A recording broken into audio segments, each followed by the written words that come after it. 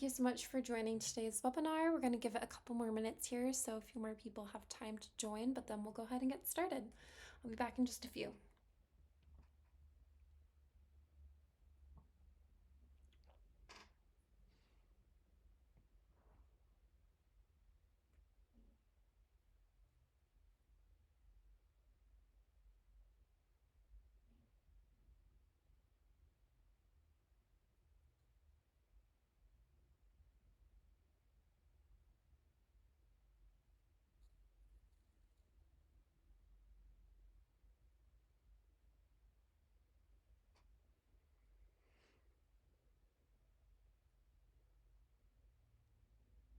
Okay, we'll go ahead and get started now. Thank you for everyone for coming to today's webinar. Today we're going to be focusing on document customization. As a quick note, microphones will be muted for the duration of the call, but we'd love to answer your questions if you have them. On your end, you should see a Q&A section where you can type your questions as we go, and a couple of my coworkers are here to answer those. In the next 30 to 40 minutes, we'll deep dive into how to customize our documents. So we'll go ahead and get started by exploring documents on the event level. We'll come here to this event, and we can click into the Docs tab, and we'll see our document set here. So we have our document template, and then all of the layouts down below. The template is what we should think of as our edit mode for our event. It's where we'll go if we need to add or remove any pick list items, make any changes to the billing details, or add any notes to the event that may be relevant for internal or guest view. And then our layouts down below, we can tell it's a layout since it will have this PDF button next to it. And it's a little bit of a different color on this level than the template. Our layouts are where all of the information that's plugged into our template pulls onto, and is what we will provide for our guests or for internal use with different types of layout setups. So we'll go ahead and explore our template here on the event level. We can access it by using this drop down and clicking edit, or as a shortcut, we can just click on the name. Once here, we'll see a couple of different fields. We have a text box field up here with a table built into it for our contact info, and several merge fields added to pull in information from our event. We then have the multiple events table, which includes several different columns of information from the event setup, and we're able to change the settings for what columns are here in documents in settings if we want to add different ones or remove the ones that are here. We then have another text box that can be used for adding notes, and then we have a few different pick list sections. So to use a pick list section, we would just want to click on add from pick list, and then we can use one of our pre-added pick lists here. Click add selected items, and then we can just give it a quantity so that the total will populate over here. If we have a freehand item that we'd like to add, we can do that by clicking add freehand. We can give it a quantity if we know it, give it a name, and then add a price. And then we'll want to make sure that we assign the menu item category that's needed. So we'll call this one food, and we'll see that the applicable taxes and fees are then added based on the menu item category settings. And then we'll just want to come over here and click add to add that pick list item and save it.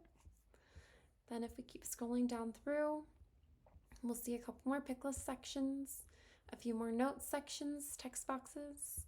We'll have our billing widget, and then a text box which contains our terms and conditions, which we'll discuss a little bit further in settings. So we'll go ahead and click update to save our changes, and we'll see that the totals have adjusted here. Next, we'll go ahead and explore our documents in settings documents. So we'll come here to settings, documents and menus, and then we'll click on documents. Here we'll see that the setup is similar to our event. We'll see our template up here up top. It's a little bit more of a bold font, and then we have our layouts down below with the page next to it. We can also see that it's a layout based on that it will say edit layout, and then our template says edit template content. So next we'll go ahead and explore our template. We can either click here on edit template content, or we can just simply click on the name and it will take us there. Another shortcut. We'll see after we scroll through that the setting on the template matches that which is in the event level template. So if we want to make any changes to the order of things, like let's say I wanted to move my kitchen notes below my setup notes, I would do that here, and that will change the order on the event level for future events. Another thing we'll go ahead and discuss is our left sidebar here. This is kind of our edit options. So we have Save Template, probably the most important button here. Template Properties, which if we click, we'll see we have the option to change the name of our template and either remove or add it to a location. I'll go ahead and close that for now. And then we have Recovered Template sections. So this is super helpful if we accidentally click Remove Field and we want to recover that section because we didn't mean to delete it. We would come to the template and then click on Recover Template Sections, and then we're able to recover that section that we had deleted. Below that, we then have our shortcuts for our document set. So we can see that we're here editing the template with the little pencil icon. And then we have quick access to the layouts. So we have the banquet event order, contract, invoice, and so on. And if we click this, it will take us to that layout to make changes. And then below that, we have our fields. So we have the text box field, multi-text box, pick list items, billing widget, and multiple event tables. So we'll go ahead and talk through those here on the template. So our contact info is a text box with a table built into it. We then have the multiple events table, which we discussed on the event level, but if we wanted to change those columns that we were talking about, we would do that here. And we could just scroll through and we'll see that we have more additional options that we can select from. Let's say we wanted to have the event food and beverage minimum listed in that table. We can just check that off here. And then maybe I want it to go under guests in that table. So that's where we make that change. We then have a couple more of the text boxes and then our pick list item looks like this on this end. And we'll see here that we're able to restrict to specific pick lists. This is super helpful if you just want to see your food pick lists when you're adding items or your beverage. You'd want to just check off the food ones here. And then when creating or adding items to an event, you can just have easy access to the pick lists that are applicable to this section. Then scrolling on down through, we'll see a couple more text boxes, and then we have our billing widget. The billing widget is pretty customizable as well. We can come in here and add additional billing details if we need to, another subtotal line or a discount line if needed. We're also going to make sure that when we have added new billing details that we're always putting 1% in to this field. This allows it so that when we add a document set to an event, the 1% is essentially a placeholder so that our system knows to pull the percentage that's listed in billing details in settings. So we'll have the correct percentage always based on that. So 1% is a very important placeholder for billing details. And then if we keep scrolling, we'll see our terms and conditions section. So terms and conditions will be edited or updated on the template level and not on the layout level. There is a shortcut button that I'll show you once we're on our layouts that allows you to quickly access this if you do need to make changes, but it will be made here on the template level. And then if when you come to your terms and conditions, you see that it's blank, that likely means that your location has multiple types of terms and conditions. It might even say see templates here or see templates down here. And what that means is that on the event level, not here in settings, you'll want to access this templates dropdown. And you'll see here that there's terms and conditions. And you can go through and select the applicable term for whichever event, whether that's a wedding, a corporate event, or a small gathering that may all have different terms and conditions that are needed for them.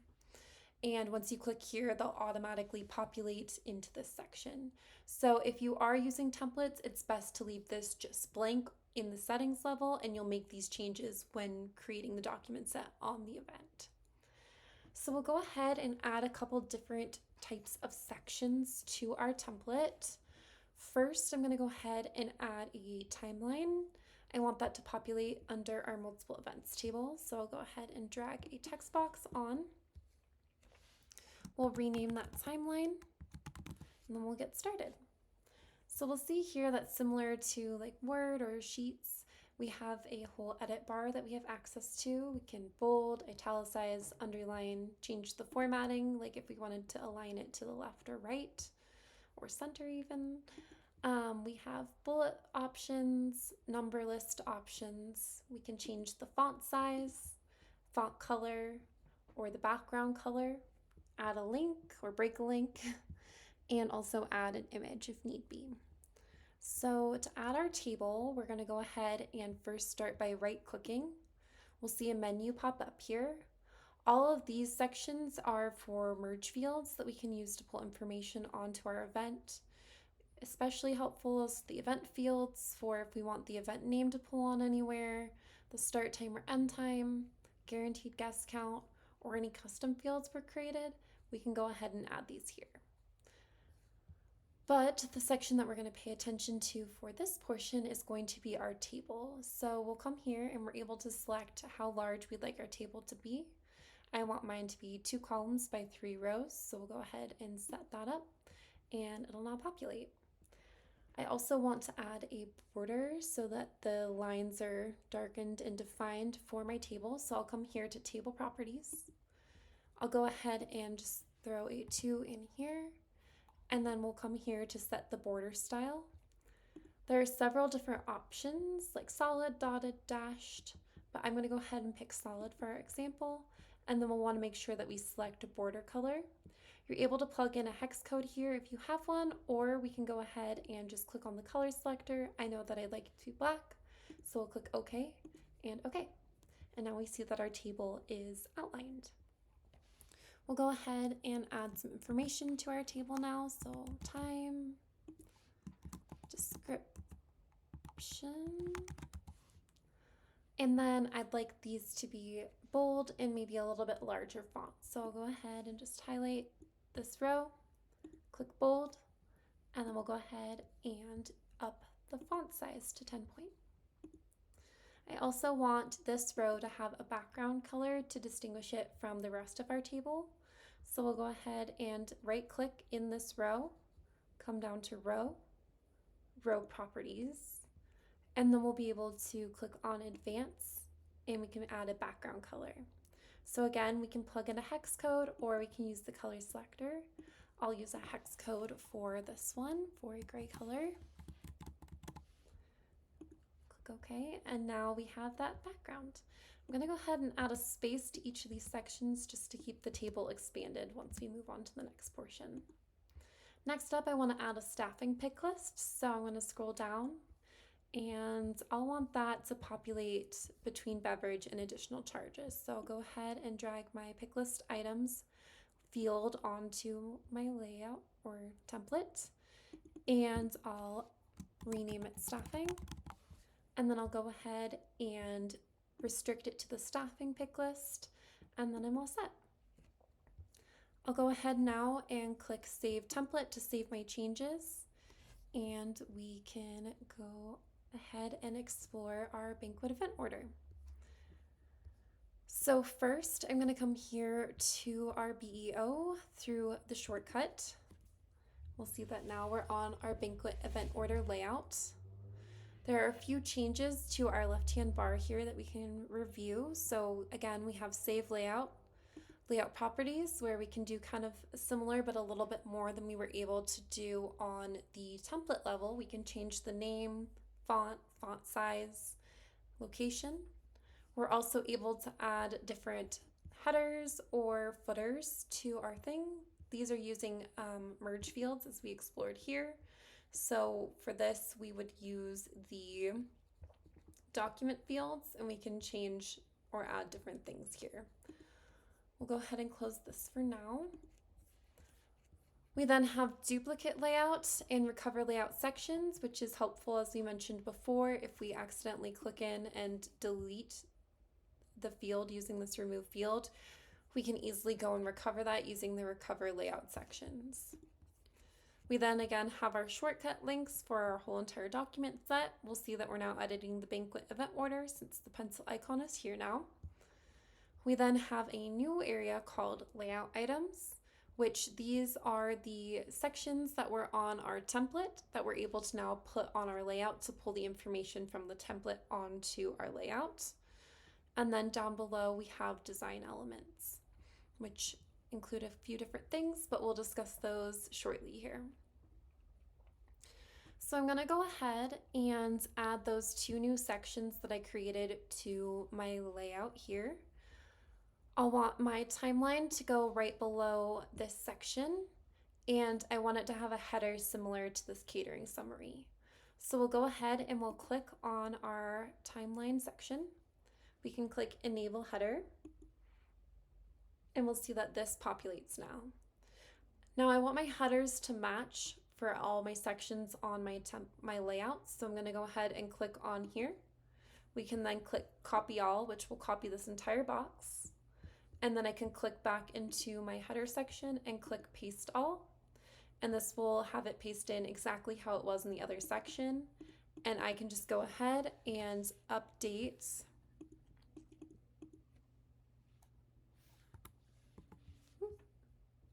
sorry about that. Update what we have here to timeline to match the section.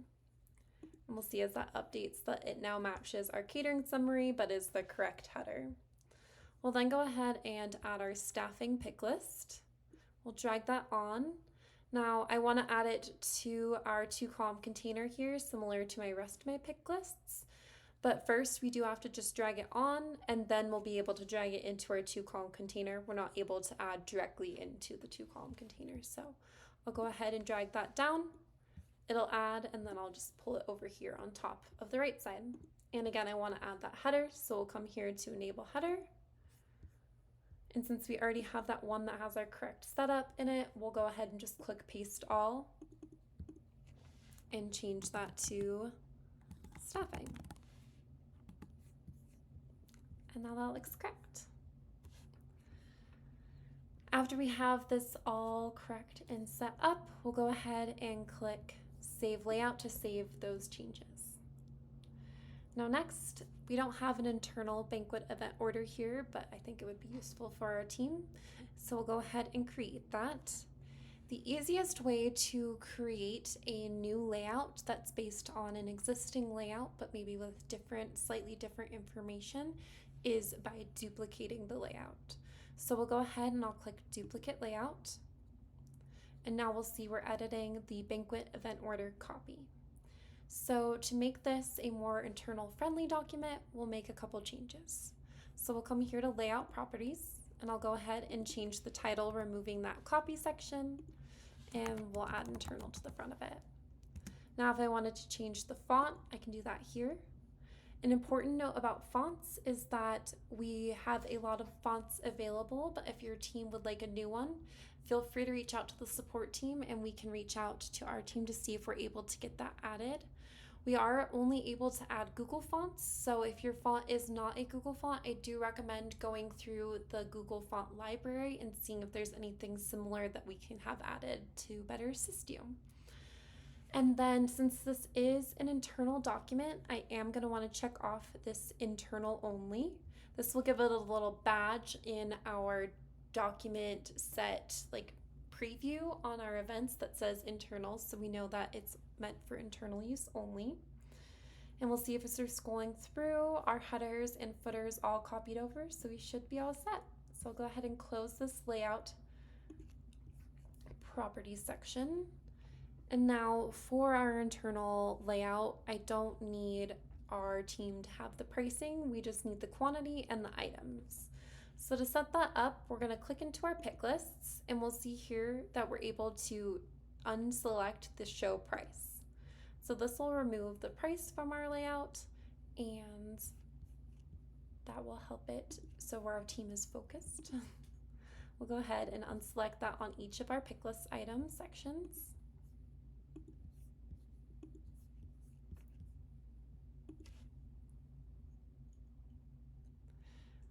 Now that we're all set, we can go ahead and save our layout.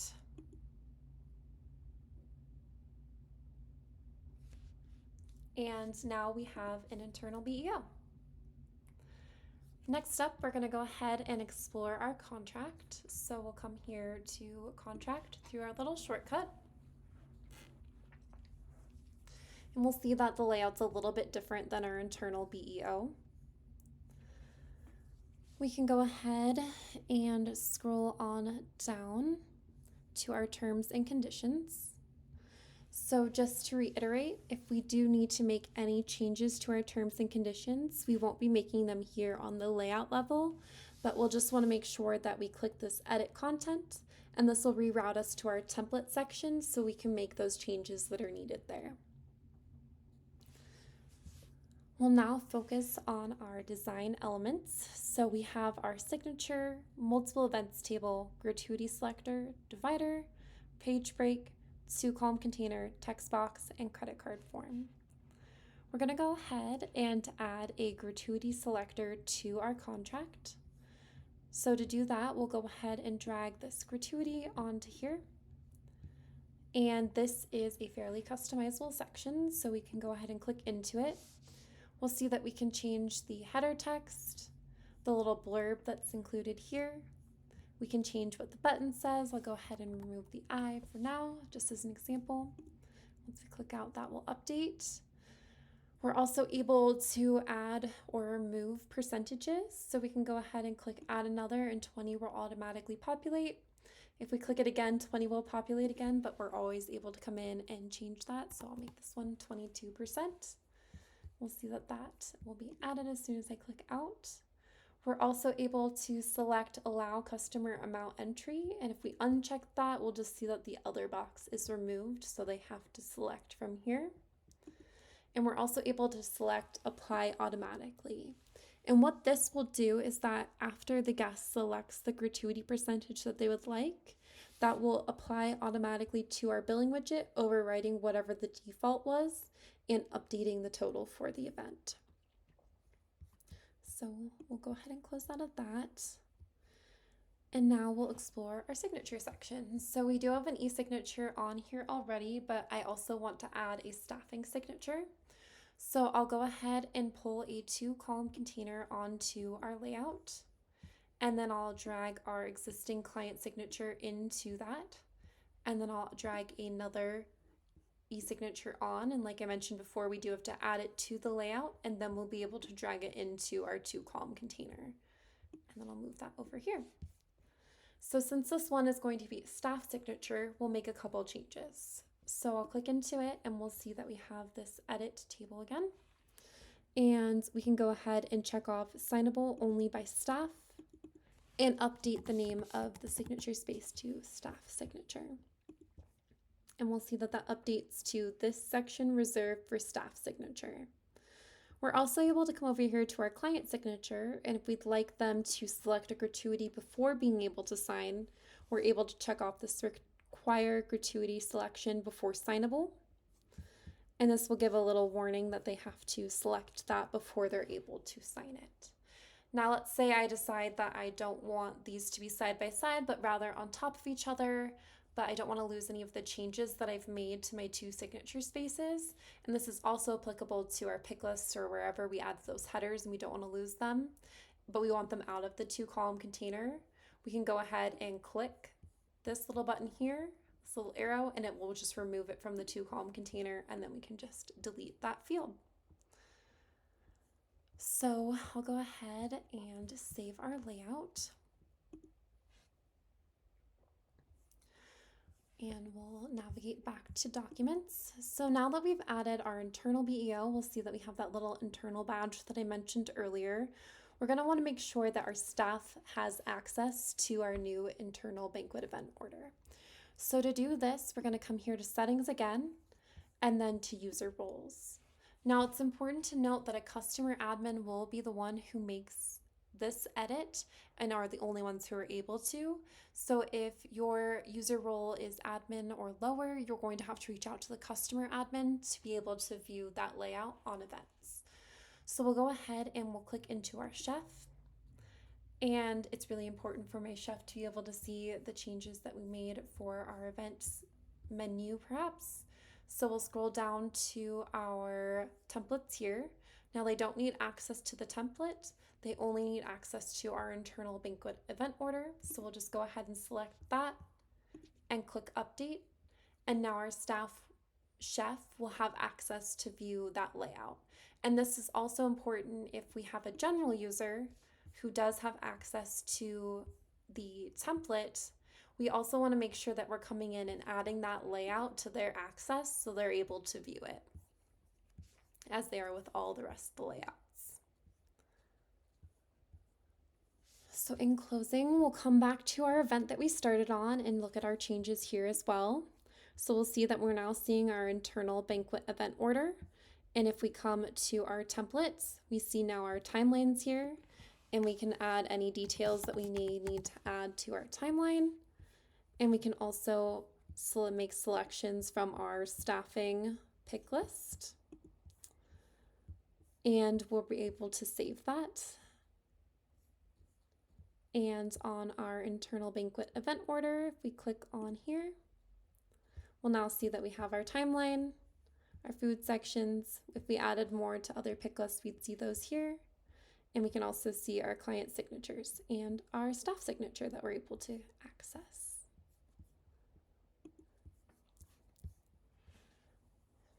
Just as final notes, a recording of this call will be sent to the email address you entered when registering for the webinar. Our team will stick around for the remainder of the time to answer any questions you may have. And if any questions come up for you later, please don't hesitate to reach out to our team by clicking the Help and Questions button from any page of CCC, this button here, and you can reach our support team. Thank you for joining today. Hope you have a great rest of your day.